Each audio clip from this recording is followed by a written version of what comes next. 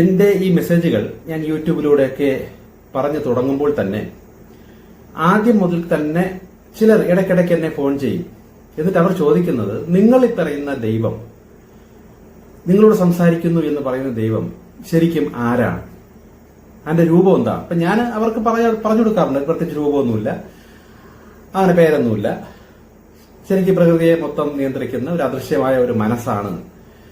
ശരിക്കും ഒരു പറയുന്നത് AI, ഇപ്പൊ പറയുന്ന ഒരു ആർട്ടിഫിഷ്യൽ ഇന്റലിജൻസ് എന്ന് പറയുന്നത് പോലെ ഒരു AI എന്ന് വേണമെങ്കിൽ നമുക്ക് അങ്ങനെ സങ്കല്പിക്കാം. അതിന്റെ ഒരു ഹൈ തലം തന്നെ എവിടെന്നോ എങ്ങനെയോ അത് വന്നു അല്ലെ ഉണ്ടായി, ഇങ്ങനെയൊക്കെ സംഭവിക്കുന്നു, ഇങ്ങനെയൊക്കെ പ്രകൃതിയിലുള്ള സകലമായ സാധനങ്ങളെ നിർമ്മിക്കുന്നു, സൃഷ്ടിക്കുന്നു, അതിന്റെ അകത്ത് ഇതേപോലുള്ള പല സാധനങ്ങൾ ഉണ്ടാക്കുന്നു, ഭൂമി ഉണ്ടാക്കുന്നു, എന്തെല്ലാം ജീവജാലങ്ങൾ, എന്തെല്ലാം സാധനങ്ങൾ, എന്തെല്ലാം നമുക്കൊന്ന് പറയാം.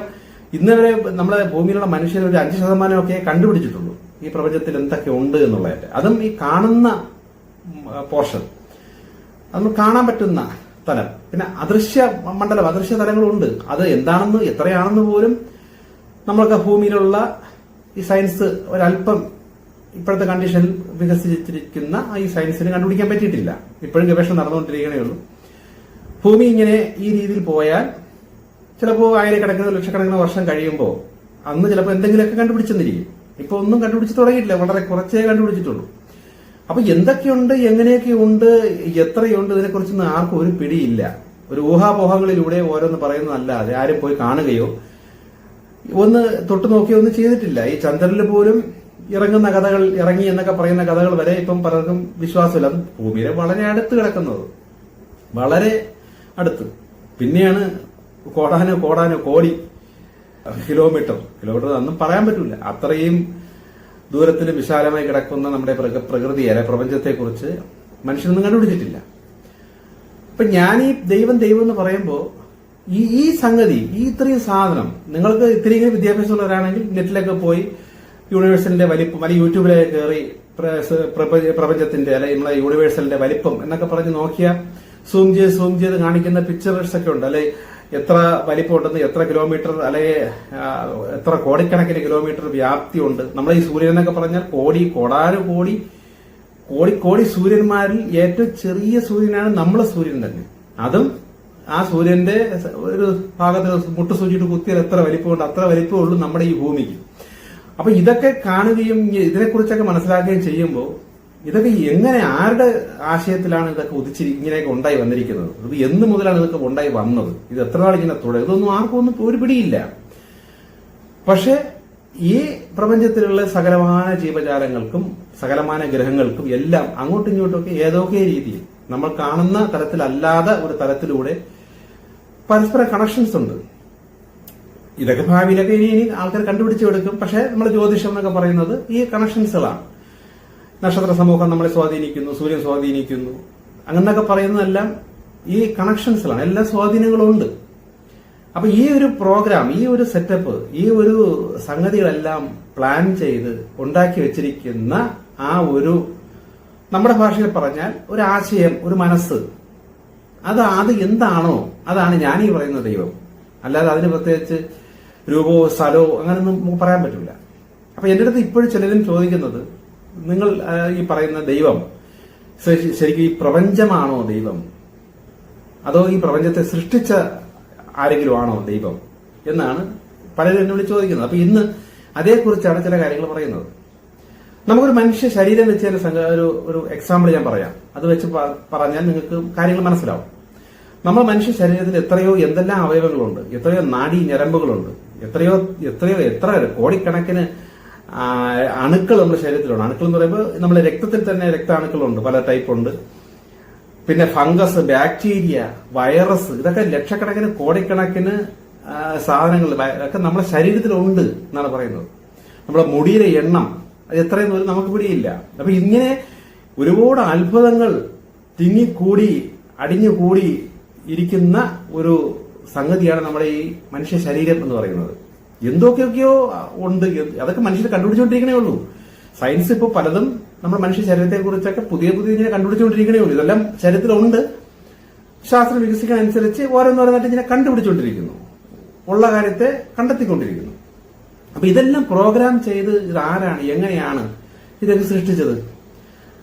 അപ്പൊ അത് വെച്ചാണ് ഞാൻ ചില കാര്യങ്ങൾ പറയുന്നത്. നമ്മുടെ മനുഷ്യ ശരീരത്തിൽ എന്തെല്ലാമുണ്ട്, അവയവങ്ങൾ എന്തെല്ലാമുണ്ട്, ആന്തരിക അവയവങ്ങളുണ്ട്, ബാഹ്യമായ അവയവങ്ങളുണ്ട്, ഇതെല്ലാം നമ്മുടെ ശരീരത്തിലുണ്ട്. അപ്പൊ ഇതൊക്കെ വെച്ച് ഞാൻ തന്നെ എന്നെ തന്നെ നിങ്ങൾക്ക് സങ്കല്പിക്കാം. എന്റെ പേര് ഞാൻ സുജോ. ഈ സുജോ എന്ന് പറയുന്ന ഈ ഞാൻ ഒരാൾ ചോദിക്കുകയാണ്, ഈ കാണുന്ന ഈ ശരീരമാകുന്ന നിങ്ങളാണോ സുജോ, അതോ നിങ്ങളുടെ മനസ്സാകുന്ന, നമുക്ക് കാണാൻ പറ്റാത്ത നിങ്ങൾക്കൊരു മനസ്സുണ്ടല്ലോ, എനിക്കൊരു മനസ്സുണ്ടല്ലോ, ആ മനസ്സാണോ ഈ സുജോ എന്ന് ചോദിച്ചാൽ എന്താണ് എന്റെ ആൻസർ? ഇതുപോലെയാണ് പ്രപഞ്ചമാണോ ദൈവം, അതോ പ്രപഞ്ചത്തെ സൃഷ്ടിച്ച ആ ശക്തിയാണോ ദൈവം എന്ന് പറഞ്ഞാൽ ആ മനസ്സിനെ നമുക്ക് കാണാൻ പറ്റില്ല. ആ മനസ്സെന്താണെന്ന് നമുക്ക് അറിഞ്ഞുകൂടാ, കണ്ടിട്ടില്ല, കാണാൻ പറ്റുന്ന സാധനമല്ല. പക്ഷെ നമുക്ക് കാണണമെങ്കിൽ എങ്ങനെ? ഈ കോടാനുകോടി സംഗതികളെല്ലാം ചേർന്ന് നിൽക്കുന്ന ഈ പ്രപഞ്ചം എന്ന് പറയുന്ന എന്തോ എത്രയുണ്ടോ ഒന്നും അറിയാത്ത ഇതിനെ നമുക്ക് കാണാൻ പറ്റും. കാണാൻ പറ്റാത്തത് ഉണ്ട് എങ്കിലും നമുക്ക് കാണാൻ പറ്റും. ഇപ്പൊ നമ്മുടെ ശരീരത്തിൽ നമുക്ക് കാണാൻ പറ്റുമല്ലോ. എന്നാൽ നമുക്ക് കാണാൻ പറ്റാത്ത എന്തെല്ലാം നേരത്തെ പറയുന്നതുപോലെ നമ്മുടെ കണ്ണിൽ കാണാൻ പറ്റാത്ത എത്രയോ സൂക്ഷ്മ സാധനങ്ങൾ, ജീവികളൊക്കെ നമ്മുടെ ശരീരത്തിനകത്തുണ്ട്. ഇതൊക്കെ ഒരു ബാലൻസ് ആയിട്ട് ഇങ്ങനെ നിയന്ത്രിച്ച് വെച്ചേക്കണം. അത് കൂടാനും പാടില്ല, കുറയാനും പാടില്ല, ഒക്കെ വേണം. ഇതിൽ നമുക്ക് ഉപയോഗം എന്ന് പറയുന്നതുകൊണ്ട് ഉപയോഗം ഇല്ല എന്ന് പറയുന്നതൊക്കെ ഇതിന്റെ അകത്തുണ്ട്. ഇതേപോലെ തന്നെയാണ് പ്രപഞ്ചത്തിലും ഉപയോഗം എന്ന് പറയുന്ന ചില സാധനങ്ങളുണ്ട്, അതിനോടൊപ്പം ഉപയോഗം ഇല്ല എന്ന് പറയുന്ന ചില സാധനങ്ങളുണ്ട്. ഇതെല്ലാം ചേർന്നാണ് ഈ പ്രപഞ്ചം എന്ന് പറയുന്നത്. അപ്പൊ നമുക്ക് നമ്മുടെ ശരീരത്തിൽ ഉപയോഗം ഇല്ലാത്തതില്ലാതെ നമുക്കൊരു ശരീരം നമുക്ക് ഉണ്ടാക്കിയെടുത്തൂടെ വേണ്ടേ എന്ന് ചോദിച്ചാൽ ഈ ഉപയോഗം ഇല്ല എന്ന് പറയുന്ന സാധനം വരെ നമുക്ക് ഉപയോഗമുണ്ട്. പക്ഷെ നമുക്ക് ഉപയോഗമില്ലെന്ന് തോന്നുന്നതാണ്. പക്ഷെ എന്തൊക്കെ ഉപയോഗമുണ്ട്, അതൊക്കെ കൊണ്ടാണ് അത് നമ്മളിലേക്ക് അങ്ങനെ പ്ലാൻ ചെയ്ത് സൃഷ്ടിച്ചു വെച്ചിരിക്കുന്നത്. അല്ലാതെ ഉപയോഗമില്ലാത്തൊരു സാധനം എന്ന് പറഞ്ഞാൽ നമ്മുടെ ശരീരത്തിൽ അങ്ങനെ സാധനം ഇല്ല. പക്ഷെ ഇല്ല എന്നൊക്കെ ശാസ്ത്രം ചില സാധനങ്ങൾ പറയണമെങ്കിലും അവരത് കണ്ടെത്താത്തതാണ്. കുറച്ചുകൊണ്ട് വെയിറ്റ് ചെയ്യുമ്പോൾ അതും കൂടെ അവർ കണ്ടെത്തും. അതിന് ഉപയോഗം ഇങ്ങനെ ചില ഉപയോഗം ഉണ്ടായിരുന്നു എന്ന് അവർ കണ്ടെത്തും. അപ്പൊ ഇതേപോലെയാണ് ഞാൻ ഈ പറയുന്ന ദൈവം എന്ന് പറയുന്നത്. ഞാൻ കണ്ടിട്ടില്ല, നമുക്കാരും കാണാൻ പറ്റൂല, ഇന്നേ വരെ ഏതൊരു ശക്തികളും ഈ ദൈവം എന്ന് പറയുന്ന ആ ശക്തി സൃഷ്ടിച്ച അനേക അദൃശ്യ ശക്തികളുണ്ട്. ദേവന്മാരെന്നൊക്കെ പറയുന്ന സാങ്കല്പിക, അവർക്ക് അവരുടേതായിട്ടുള്ള രൂപങ്ങൾ എടുത്ത് മുന്നോട്ട് പോകാൻ പറ്റുന്ന ഏലിയൻസ് എന്നൊക്കെ നമുക്ക് വിളിക്കാവുന്ന അതൊക്കെ സൃഷ്ടിയിലുണ്ട്. അവർ പോലും ഈ ദൈവമാരെന്ന് അവരും കണ്ടിട്ടില്ല. പ്രധാന ദേവന്മാരെന്ന് ഹൈന്ദവത്തിൽ പറയുന്ന ബ്രഹ്മാവ്, വിഷ്ണു, മഹാദേവൻ, ഇവര് പോലും ശരിക്ക് ആ ദൈവത്തെ കണ്ടിട്ടില്ല. ഇപ്പം വേദഗ്രന്ഥങ്ങളിലൊക്കെ സൂചന പറയുന്നത് പ്രകാശവും ശബ്ദവുമായിട്ട് അവർ അത് അനുഭവിച്ചു എന്നല്ലാതെ വേറെ ഒന്നും അവർക്ക് പറഞ്ഞുകൂടാ. അപ്പൊ ഇതേപോലെയാണ് ഞാനിപ്പോ നിങ്ങളോട് പറയുന്നത്. ശരിക്കും ആ ദൈവം, കാരണം പലർക്കും സംശയമുണ്ട്. ഇപ്പൊ പുതിയതായിട്ട് എന്റെ മെസ്സേജ് കേൾക്കുന്നവർക്കൊക്കെ ഇയാൾ ഈ പറയുന്ന ദൈവം ആര് എന്ന സംശയങ്ങളുണ്ട്, ഇല്ലെന്നല്ല. ഞാനീ പറയുന്നത് ഈ ഒരു ടെക്നോളജിയാണ്. ഇപ്പൊ നിരീശ്വരവാദികളായിട്ടുള്ള വലിയ വലിയ ആൾക്കാർ പറയുന്നത് ഈ പ്രപഞ്ചം പണ്ടേ ഉണ്ട്, ഇന്നും ഉണ്ട്, നാളെയും ഉണ്ട് എന്ന് അവരിപ്പോ പ്രപഞ്ചത്തെ പറയുന്നുണ്ടല്ലോ. അവരാ കാണുന്ന സാധനത്തെ ആണ് ഈ പ്രപഞ്ചം എന്ന് പറയുന്നത്. ഞാനീ പ്രപഞ്ചത്തെ കാണുന്ന പ്രപഞ്ചത്തെയും ഈ പ്രപഞ്ചത്തിൽ നിറഞ്ഞു നിൽക്കുന്ന ഒരു മനസ്സ്, ഇപ്പൊ എന്റെ ശരീരം എന്ന് പറയുമ്പോൾ ആ ശരീരം എന്ന് പറയുന്നത് എന്റെ മനസ്സാണല്ലോ എല്ലാം നിറഞ്ഞു നിൽക്കുന്നത്. എന്റെ മനസ്സ് ഈ ശരീരം വിട്ട് പുറത്തു പോകുമ്പോഴാണ് ശരീരം അഴുകി നശിച്ചു പോകുന്നത്. അപ്പം ആ നിൽക്കുന്ന കാലത്തോളം ഈ ശരീരം നിൽക്കും. നമ്മൾ കാണുമ്പോൾ സുജോ എന്ന് പറയുന്ന വ്യക്തി ഇതാണ് കാണുന്ന ഇയാളാണ് സുജോ. പക്ഷെ എന്തെല്ലാം കാണാത്തതായിട്ടും ആന്തരിക അവയവങ്ങളൊന്നും കാണാൻ പറ്റില്ലല്ലോ. പക്ഷെ എല്ലാം എന്നിലില്ലേ. അപ്പൊ അതേപോലെ നമുക്ക് കാണാൻ പറ്റാത്തതും കാണാൻ പറ്റുന്നതുമായിട്ടുള്ള ഈ എല്ലാം നിറഞ്ഞു നിൽക്കുന്ന, ഇതൊക്കെ നിയന്ത്രിച്ചുകൊണ്ട് പോകുന്ന മനസ്സ്. ഇപ്പൊ എന്റെ വിരള്, അല്ലെ എന്റെ ലിവർ, എന്റെ കിഡ്നി, എന്റെ ആമാശയം നിങ്ങൾക്ക് കാണാൻ പറ്റൂല. പക്ഷെ അതിനെയൊക്കെ നിയന്ത്രിക്കുന്നത് ആരാണ്? ഞാൻ എന്ന് വേണമെങ്കിൽ പറയാം. ഞാൻ മരിച്ചു കഴിഞ്ഞാൽ പിന്നെ അതിന്റെ നിയന്ത്രണം ഇല്ലല്ലോ. അപ്പം ഞാൻ തന്നെയല്ലേ എന്റെ ശരീരത്തിലുള്ള സകലമാന സാധനങ്ങൾ നിയന്ത്രിക്കുന്നത്. ഈ നേരത്തെ പറഞ്ഞതുപോലെ നമ്മൾ സൂക്ഷ്മ അണുക്കളായിട്ടുള്ള സകലമാന സാധനങ്ങൾ, അതിനൊക്കെ നിയന്ത്രിക്കുന്നതും എന്റെ ശരീരം നിയന്ത്രിക്കുന്ന ഞാനല്ലേ. അതിന്റെ പിന്നിൽ പ്രവർത്തിക്കുന്ന അന്തർശക്തികൾ എന്നൊക്കെ നമ്മൾ പറയുന്നുണ്ടെങ്കിലും ശരിക്കും ഞാനല്ലേ എന്റെ ശരീരത്തെ മുന്നോട്ട് നയിച്ചുകൊണ്ട് പോകണം. ഇപ്പൊ ഞാനെന്ന് പറഞ്ഞ വ്യക്തി ഇല്ല, മരിച്ചു എന്ന് പറഞ്ഞ് അത് നമ്മുടെ ശരീരം വിട്ടു പോയാൽ പിന്നെ ഈ ശരീരം ഇല്ലല്ലോ, നശിച്ചു പോകുമല്ലോ. അതേപോലെ ദൈവം എന്ന് പറയുന്ന മനസ്സ് ഈ പ്രപഞ്ചത്തിൽ നിന്ന് വിട്ടുപോയാൽ പ്രപഞ്ചം നശിച്ചു പോകും എന്ന് വേണമെങ്കിൽ നമുക്ക് പറയാം. കാരണം ഇത് രണ്ടു മിക്സാണ്, ഒന്നായി കിടക്കുകയാണ്. അപ്പൊ ഈ കാണുന്ന ഈ പ്രപഞ്ചത്തെയാണ്, അല്ലെങ്കിൽ കാണാൻ പറ്റുന്ന, ഇപ്പൊ സൂര്യനായാലും ചന്ദ്രനായാലും മറ്റു ഗ്രഹങ്ങളായാലും നമുക്ക് ബൈനോക്കുലറിലൊക്കെ വെച്ച് കാണാം, ടെലസ്കോപ്പിലൂടെ കാണാം. അപ്പൊ ഈ കാണുന്നതിനെയാണ് നമ്മൾ ഈ പരാശക്തി അല്ലെങ്കിൽ ആ സ്ത്രീ ആയിട്ട് നമ്മൾ കണക്കാക്കുന്നത്.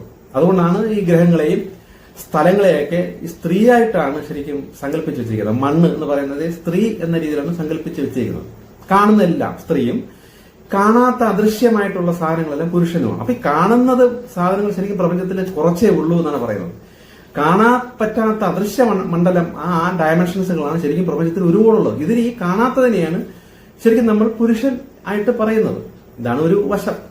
അപ്പൊ ഇത് രണ്ട് ചേർന്നതാണ് പ്രപഞ്ചം. അപ്പം ഈ കാണുന്ന ഇതില്ലാതെ ദൈവം ഇല്ല എന്ന് വേണമെങ്കിൽ പറയാം.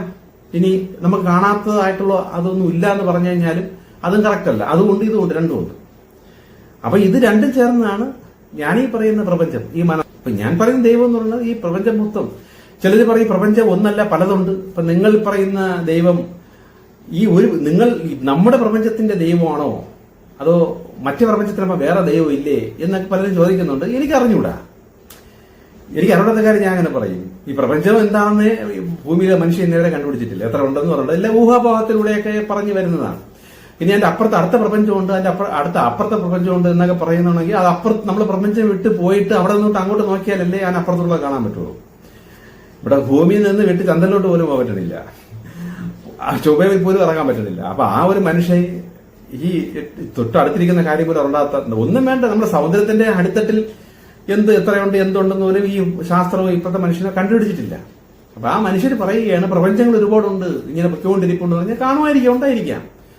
ഇതെല്ലാം കൂടെ ഒരു മനസ്സിന്റെ കൺട്രോളാണോ എന്നുള്ളതും എനിക്കറിഞ്ഞൂടാ. എന്നോട് ദൈവം പറയുന്നത് ഇതെല്ലാം നിയന്ത്രിക്കുകയും സൃഷ്ടിക്കുകയും ചെയ്യുന്ന ഒരു മനസ്സ്, അതാണ്. ഇനി നമ്മുടെ പ്രപഞ്ചത്തിന് അപ്പുറത്തോട്ട് പല പല പ്രപഞ്ചങ്ങളുണ്ട്. അതെല്ലാം നിയന്ത്രിക്കുന്ന വേറൊരു ചിലര് അങ്ങനെയൊക്കെ പറഞ്ഞിട്ടുണ്ട്. വേറൊരു ശരിക്കുള്ള ദൈവം എന്ന് പറയുന്നത് ഇതിനെല്ലാം നിയന്ത്രിച്ചുകൊണ്ട് പോകുന്ന നമ്മുടെ യൂണിവേഴ്സലിനെയും നമ്മുടെ പ്രപഞ്ചത്തെയും നിയന്ത്രിക്കുന്ന അനേക പ്രപഞ്ചങ്ങളെയൊക്കെ നിയന്ത്രിക്കുന്ന ഒരു ശക്തിയുണ്ട്. അതാണ് ശരിക്കും യഥാർത്ഥ ദൈവം എന്ന് ചിലര് പറയുന്നു. കുറഞ്ഞ കഴിയുമ്പോഴത്തേക്ക് ഇനി പറയും ആ ദൈവത്തിന് അപ്പുറത്തോട്ടും ഈ പ്രപഞ്ചങ്ങൾ എന്ന് പറയുന്ന ഈ പോലുള്ള അനേക പ്രപഞ്ചങ്ങളുണ്ടെന്നും അതിനെയൊക്കെ നിയന്ത്രിക്കുന്ന ശക്തി വേറെ ഉണ്ട്. അതാണ് ഈ ദൈവത്തിന്റെ അച്ഛൻ ദൈവത്തിന്റെ അപ്പൂപ്പൻ ദൈവം എന്നൊക്കെ പറഞ്ഞ് സങ്കല്പങ്ങൾ പറയും. ഇതൊന്നും എനിക്ക് അറിഞ്ഞൂടാ. ഞാനിതൊക്കെ ചോദിക്കുമ്പോൾ ആവശ്യമില്ലാത്ത കാര്യങ്ങളെക്കുറിച്ച് തല പുകയരുത്. മാനസികപരമായിട്ട് ചിലപ്പോൾ മെന്റലവരാകാൻ സാധ്യതയുണ്ട്. കാര്യം അതിനപ്പുറത്തോട്ടൊന്നും ചിന്തിക്കാൻ തരത്തിലുള്ള സൃഷ്ടിയല്ല നമ്മുടെ തലച്ചോറ്. അപ്പൊ ആദ്യം സ്വന്തം ഭൂമിയിൽ തന്നെയുള്ള ഭൂമിയുടെ സെൻട്രൽ എന്തുണ്ട്, ഭൂമിയിലെ കുറച്ച് അകത്തോട്ട് പോയി കഴിഞ്ഞാൽ എന്തൊക്കെ കാര്യങ്ങൾ അവിടെയൊക്കെ ഉണ്ട്. സെൻട്രൽ വിടണ്ട, സെൻട്രൽ പോകണ്ട, അതിന് എന്തെല്ലാം കാര്യങ്ങളുണ്ട്. സമുദ്രത്തിന്റെ അടിത്തട്ടിൽ എന്തൊക്കെയുണ്ട്, നമ്മൾ കാണാത്ത എന്തെല്ലാം ജീവജാലങ്ങൾ നമ്മുടെ ഈ ആമസോൺ കാടുകളിൽ തന്നെ ഉണ്ട്. നമുക്ക് എന്തെല്ലാം ഉണ്ട് നമ്മുടെ ഈ ഭൂമിയിലെ അല്ലെങ്കിൽ സമുദ്രത്തിൽ തന്നെ ഇന്നേ വരെ മനുഷ്യൻ കണ്ടുപിടിച്ചിട്ടില്ലാത്ത പല എന്തൊക്കെയോ ഉണ്ട്. നമ്മുടെ സമുദ്രത്തിന്റെ 5% 4% എന്ത് സമുദ്രത്തിന്റെ അടിത്തട്ട് മനുഷ്യൻ ശാസ്ത്രം വെച്ച് കണ്ടുപിടിച്ചിട്ടുള്ളൂ. അങ്ങോട്ട് പോകാൻ പോലും പറ്റൂല. അത്ര പ്രഷറും കാര്യങ്ങളൊക്കെ ഉള്ളതുകൊണ്ട് ഒരു മനുഷ്യൻ അങ്ങനെ അത്രയും ഉള്ള ഒരു വാഹനം പോലും കണ്ടുപിടിക്കാൻ പറ്റിയിട്ടില്ല. അപ്പൊ ഞാൻ ദൈവത്തോട് ഈ വിധ കാര്യങ്ങളൊക്കെ ചോദിക്കുമ്പോൾ എന്നോട് ദൈവം പറയുന്നത്, ഇപ്പോ നഴ്സറി ക്ലാസ് മുതൽ ഡിഗ്രി വരെ പഠിക്കുന്ന ഒരു കുട്ടി ഓരോ ക്ലാസ്സും പഠിച്ചു പോവുക. അപ്പൊ നഴ്സറി പഠിക്കുന്ന ഒരു കുട്ടിയോ 1ാം ക്ലാസ്സിൽ പഠിക്കുന്ന കുട്ടിയോ ഇപ്പൊ ഡിഗ്രിക്ക് ഉള്ള ബുക്കുകൾ കണ്ടു കഴിഞ്ഞാൽ അതിൽ എഴുതിക്കുന്ന കാര്യങ്ങളൊക്കെ ഒരു ആകാംക്ഷ വരും. ഇതെന്താണ് അതെന്താണെന്നൊക്കെ ചോദിച്ച് ആ സാറ് അല്ലെങ്കിൽ ആ ഒരു ഡിഗ്രിക്ക് പഠിക്കുന്ന കുട്ടി വിശദീകരിച്ച് പറഞ്ഞു കൊടുത്താലെന്ന് നഴ്സറി കുട്ടിയുടെ തലയിലൊന്നും കയറാൻ പോകുന്നില്ല. പക്ഷെ കാണുമ്പോൾ ഒരു കൗതുകം തോന്നും. അതേപോലെ ഇങ്ങനെയുള്ള കാര്യങ്ങളൊക്കെ കേൾക്കുമ്പോൾ നമുക്ക് കൗതുകം കൊണ്ടാണ് ഈ നഴ്സറി പഠിക്കുന്ന ആ വ്യക്തികൾ അങ്ങറ്റത്ത് PhDക്കുള്ള സംശയങ്ങളൊക്കെ ചോദിച്ചുകൊണ്ടിരിക്കുന്നത്. അപ്പൊ ദൈവം എന്നോട് പറയുന്നത് ഓരോന്ന് കണ്ടുപിടിച്ച് വേണം മുകളിലോട്ടുള്ള കാര്യങ്ങളിലേക്ക് എത്താൻ. അപ്പം ആ നമ്മുടെ ഭൂമിയിലുള്ള കാര്യം പോലും മൊത്തം കണ്ടുപിടിച്ച് മനസ്സിലാക്കി ക്ലിയർ ആക്കുന്ന ലെവലിലേക്ക് ഇപ്പോഴത്തെ കാലഘട്ടത്തെ മനുഷ്യന്റെ തലച്ചോറ് വികസിച്ചിട്ടില്ല. കാരണം നമ്മുടെ ഭൂമിയിലുള്ള കാര്യങ്ങളും നമുക്ക് കാണാൻ പറ്റുന്ന ചന്ദ്രന്റെ കാര്യങ്ങളും ഏതാണ്ട് എല്ലാം മനസ്സിലാക്കി അവിടെ പോയി കുഴിച്ചും അതിനകത്തോട്ടൊക്കെ എന്തുണ്ട്, അവിടെ ജീവജാലങ്ങളുണ്ടോ, ഉണ്ടെങ്കിൽ നമ്മളെപ്പോലുള്ള ജീവികളല്ലാതെ ആ അന്തരീക്ഷത്തിൽ ജീവിക്കുന്ന ജീവികൾ എത്ര ടൈപ്പ് ഉണ്ട്, ഏതൊക്കെ രീതിയുണ്ട്, നമ്മുടെ സമുദ്രത്തിൽ നമ്മുടെ ഭൂമിയിൽ തന്നെ എന്തൊക്കെയുണ്ട്, ഏതൊക്കെയുണ്ട്, എങ്ങനെയൊക്കെയുണ്ട് എന്നൊക്കെ മൊത്തം കണ്ടുപിടിച്ച് തീർത്ത് മനസ്സിലാക്കുന്ന ലെവലിൽ നമ്മുടെ മനുഷ്യന് വേണമെങ്കിൽ എത്തിപ്പറ്റാം. കാരണം നമുക്ക് തന്ന വീടാണത്. അപ്പൊ നമുക്ക് തന്ന വീടിനെ നമുക്ക് മാക്സിമം നമുക്ക് കണ്ടുപിടിച്ച് അല്ലെങ്കിൽ തിരിച്ചറിഞ്ഞ് വരാം. അപ്പൊ നമുക്ക് തന്നെ അറിയാമല്ലോ. അപ്പൊ നമ്മൾ വലിയൊരു കൊട്ടാരം പോലത്തെ വീട് നമുക്ക് ഒരാളെ തന്നിട്ട് അതിൽ എത്ര മുറിയുണ്ടെന്ന് വെച്ചാൽ നമുക്ക് അറിഞ്ഞൂടാ, ഈ വഴി ഏതാണെന്ന് വെച്ചാൽ എങ്ങനെയൊക്കെയാണ് നമുക്ക് അറിഞ്ഞൂടാ, ഓരോരോ നിലകളിലേക്ക് പോകേണ്ടത് എങ്ങനെ, അവിടേക്ക് എന്തുണ്ടെന്ന് വെച്ചാൽ നമുക്ക് അറിഞ്ഞൂടെങ്കിൽ അവൻ ആദ്യം പോയി അവന്റെ സ്വന്തം വീട് മൊത്തം കവർ ചെയ്ത് കണ്ടുപിടിച്ച് മനസ്സിലാക്കിയിട്ടല്ലേ അതിനപ്പുറത്തോട്ട് ചിന്തിച്ചിട്ട് കാര്യമില്ല. സ്വന്തം വീട്ടിൽ എന്തൊക്കെ ഉണ്ടെന്നോ, സ്വന്തം വീട് എത്രയുണ്ടെന്നോ, എങ്ങനെ ഉണ്ടെന്നോ ഒരു ഇതുവരെ കണ്ടുപിടിച്ചിട്ടില്ലാത്തവരാണ് അതിനപ്പുറത്തോട്ടുള്ള ഭയങ്കരമായ കാര്യങ്ങളെ കുറിച്ച് ഇങ്ങനെ ഗവേഷണം. ഇതേ മണ്ടത്തരമാണ്. ഈ ആശ്വസിക ശക്തികളാണ് ഈ മനുഷ്യന്റെ തലച്ചോറിൽ കയറിയിട്ട് സ്വന്തം വീട്ടിലെ സാധനം പോലും കണ്ടുപിടിച്ച് തീർക്കാത്ത, അത് 5% കണ്ടുപിടിച്ചിട്ടുള്ളതാണ് പറഞ്ഞത് സമുദ്രത്തിന്റെയൊക്കെ, അതുപോലും കണ്ടുപിടിക്കാതെ ഇതിവിടെ പെൻഡിങ് ആയിട്ടിട്ടേക്കാണ്. ഇതെന്തെന്ന് മനസ്സിലായിട്ടില്ല, കണ്ടുപിടിക്കാനുള്ള കഴിവുമില്ല, അതിനുള്ള ശാസ്ത്രവും ഇല്ല. എന്നിട്ട് ഈ ഉള്ളതെല്ലാം ചുറ്റിപ്പുരട്ടി കോടാനുകോടി രൂപയും കളഞ്ഞ് പാവപ്പെട്ട മനുഷ്യരെ ഇവിടെ കിടന്ന് തെണ്ടിച്ചിട്ട് ഈ പൈസ മതി ഈ ഭൂമിയിലുള്ള പാവപ്പെട്ടവർക്കൊക്കെ എടുത്ത് കൊടുത്തു കഴിഞ്ഞാൽ അവർക്കൊക്കെ ഒന്നുകിൽ അറിവെങ്കിലും കൊടുക്കുക അവർക്ക്. ഇങ്ങനെയുള്ള അറിവെങ്കിലും, ഇത് അറിവ് പോലും കൊടുക്കാതെ അറിവ് കെട്ട പരിപാടിയാണ് ഈ ശാസ്ത്രം വികസിച്ചു എന്ന് പറഞ്ഞുകൊണ്ട് ഇവരൊക്കെ ചെയ്തുകൊണ്ടിരിക്കുന്നത്. ദൈവത്തെ മറികടന്നും കൊണ്ടൊക്കെ പൊയ്ക്കൊണ്ടിരിക്കുന്നത്.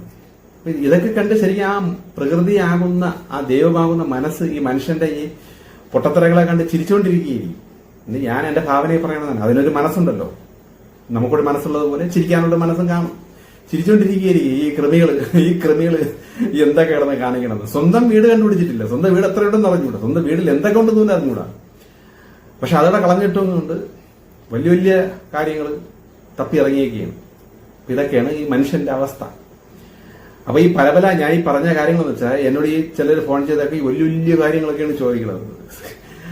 സ്വന്തം വീട്ടില് മക്കള് തലയിരിഞ്ഞിരിക്കുകയായിരിക്കും, ജോലിയില്ലാതെ വീട്ടിൽ കുത്തി ഇരിക്കുകയായിരിക്കും, വരുമാനമൊന്നും ഇല്ലാതെ ഇരിക്കുകയായിരിക്കും. അപ്പോഴാണ് ഈ നെറ്റിൽ കൂടെ യൂട്യൂബിലൂടെ അതും ഇതുമൊക്കെ കേട്ട് കണ്ടു നമ്മുടെ ശാസ്ത്രത്തിൽ നാസയൊക്കെ കാണിക്കുന്നത് പോലെയുള്ള പരിപാടി തന്നെയാണ് നമ്മുടെ വീട്ടിലിരുന്ന് നമ്മളും കാണിച്ചുകൊണ്ടിരിക്കുന്നത്. അവര് ഭൂമി അന്വേഷിക്കുന്നില്ല, ഭൂമിയുടെ കാര്യങ്ങൾ പോലും നേരെ അറിഞ്ഞുകൂടാ. പക്ഷേ ഭയങ്കരമായിട്ടുള്ള പുറത്തുള്ള വലിയ വലിയ കാര്യങ്ങൾ അന്വേഷിക്കാനായിട്ട് ചത്തു കിടന്ന് ഓടിക്കൊണ്ടിരിക്കുന്നുണ്ട്. അതേപോലെയാണ് എന്റെ ഈ മെസ്സേജ് കേൾക്കുന്ന പലരും കുത്തിയിരുന്ന് ജോലിയില്ല, വരുമാനമൊന്നുമില്ല, കിട്ടുന്ന കാശെല്ലാം നഷ്ടപ്പെട്ടു പോയിരിപ്പുണ്ട്. വൈഫ് ആശുപത്രിയിൽ, അച്ഛൻ ആശുപത്രിയിൽ, മക്കള് തലയിരിഞ്ഞിരിപ്പുണ്ട്. പക്ഷെ വീട്ടിൽ ഇരുന്ന് യൂട്യൂബിലൂടെ കുത്തി ദൈവത്തിന്റെ അച്ഛനാര്, ദൈവത്തിന്റെ അപ്പൂപ്പനാരെന്ന് കണ്ടുപിടിച്ചുകൊണ്ടിരിക്കുകയാണ്. എന്ത് ചെയ്യും? അപ്പൊ ഇതൊക്കെ മനസ്സിലാക്കുമ്പോൾ ഇതൊക്കെ കാണുമ്പോൾ നിങ്ങൾ മനസ്സിലാക്കണം, ഇങ്ങനെയും ഈ ആസുര ശക്തികൾ മനുഷ്യന്റെ മനസ്സിനെ ആവശ്യമില്ലാത്ത കാര്യത്തിലേക്ക് ഇങ്ങനെ ഓട്ടിച്ചുകൊണ്ടിരിക്കാം എന്ന് തിരിച്ചറിയുക. ഓക്കെ, ഇനി ചില കാര്യങ്ങളൊക്കെ അടുത്ത്